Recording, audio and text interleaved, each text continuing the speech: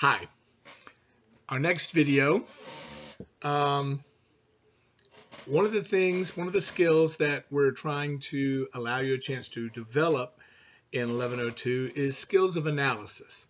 So you have to practice your analysis. And I choose monsters as metaphors because I find it interesting. Metaphors are all around us. I mean, if you think about football, for example, we just had the Super Bowl this past weekend. Football is one of the most popular sports in our country. But football is basically a metaphor for fighting wars. Okay, they play on a gridiron. It's two groups of men, people taking over, fighting over land, trying to move each other back to reach a goal. It's even in the language that describes it. You fight, you tackle, when you throw a long pass, they say you drop a bomb. It's very metaphoric of war. Metaphors are all around us. The word monster comes from a Latin or Greek word called monore, which means to warn. So when we create monsters in our cultural artifacts, our books, our stories, our films, um, writers create those to warn us about something. It could be something about our society. It could be something about ourselves. It could be something that's a threat to us. It could be something that's within us that's a threat. Um, and that's what we're going to be analyzing for in these artifacts that I'm asking you to look at. Okay? So, metaphors and monsters go hand in hand. If you think about zombies, okay? Originally, I was going to have you watch a movie called White Zombie from the 1930s. One of the worst movies ever made, horrible movie, but, for entertainment purposes. But it's the very first zombie movie ever made. It's a great movie for analysis. There's so much there. It's like there's racial issues, there's gender issues, there's all kinds of stuff to talk about. Um, and one of the things that we would have talked about is the fact that the people became zombies through voodoo. Um, so that was a metaphor for the fear of the time of the 1930s. That people did not understand this weird religion from Haiti. They didn't trust foreigners, and so there was a fear. The monsters that are created during these time periods reflect the fears of those time periods. Okay, so then you jump ahead to the next kind of big monster or zombie movie was the 1960s when we had Night of the Living Dead. And I don't know if you've ever seen that movie or not. But the people became zombies because of a satellite that fell to Earth and the radiation. So that was like the late 50s, early 60s. We didn't know a lot about nuclear radiation. It was scary to us, and so it was turning people into zombies. Okay. Uh, After that, we ended up with zombies like warm bodies, where they're cuddly, warm zombies. I mean, you carry that metaphor all the way through to nowadays. How do people become zombies? It's usually a virus. Well, what are our cultural fears? Ebola, Zika, SARS, AIDS, COVID.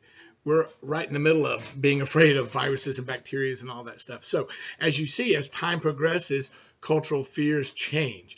And our artifacts and our monsters are created to reflect those fears. Okay? So that's just sort of a quick example. It starts with a monster pattern of most narratives where you have an ordered world, you have a sense of order, something threatens that order, a monster usually rampages against that order, and then the known world fights that monster to either repress it again or destroy it or banish it, and then order is restored. Okay, and then hopefully we've learned something useful along the way. So if you look at this handout, talk a little bit about the known world. The known world is affected by grouping it into an ordered world of opposites. Okay, so if, for example, we look at our values of sanity, the opposite would be insanity. You've got all this list of, I'm not going to read them all, but you've got all this list here that you can look at when you start analyzing your text to see which is my story about, you know. Is it about sanity? Is it about the physical body? Is it about health? Is it about the future? I mean, these are the things you can look at and see what the opposite is. And then you look in the opposite world for the threat. And I know I'm going fast, but these videos only have to be so long or they won't download. So, moving right along. There are 3 kinds of monster narratives, okay? The first is narratives of knowledge. That's your mad scientist narratives. They're trying to discover something, and what they discover or create usually is something that's harmful to society. So, and then the known world or the ordered world of the scientist community have to fight against them or their creation because that is a threat to their cultural values. Okay. Next is an invasion narrative. The invasion narrative is pretty much all rampage. You have an ordered world and just boom, aliens show up or something just shows up out of nowhere, threatens the ordered world. It's kind of like, think of Independence Day, the movie with Will Smith and Jeff Goldblum and all those guys. The aliens just show up, rampage, take over. That's an invasion narrative. They're kind of simple. Usually they have open endings or closed endings, depending on whether there's closure. If there's going to be a sequel to the story, that's an open ending.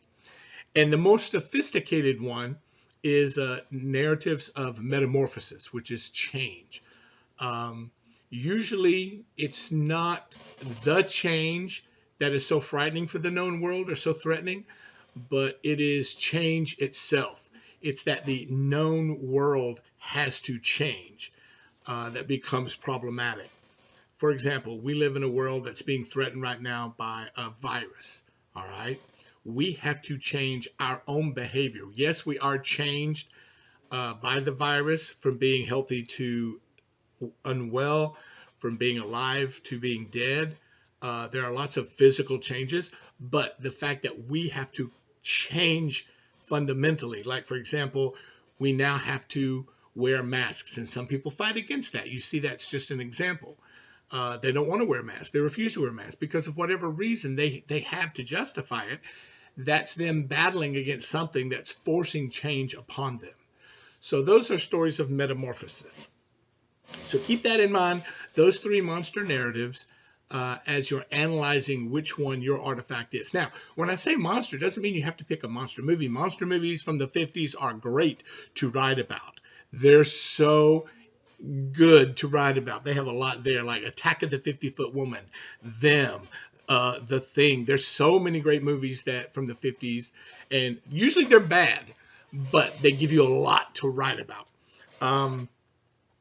But it doesn't have to be like a Godzilla, Frankenstein kind of monster. It could be the known world, could be a community of happily married people, and all of a sudden there's a beautiful, sexy bombshell that moves in who starts flirting with all the husbands. Well, that goes against the values of the known world of the wives of the families, so they're going to perceive her as the monster, and they're going to fight to fix the problem. And there's 2 ways that we fight the monsters. It's either through experience, we learn something that helps us fight the monster, or through coercion, we force the monster. Okay, so remember, those are 2 important things. Experience and coercion are the ways we fight and repress or destroy the monsters. Okay, that's all for now.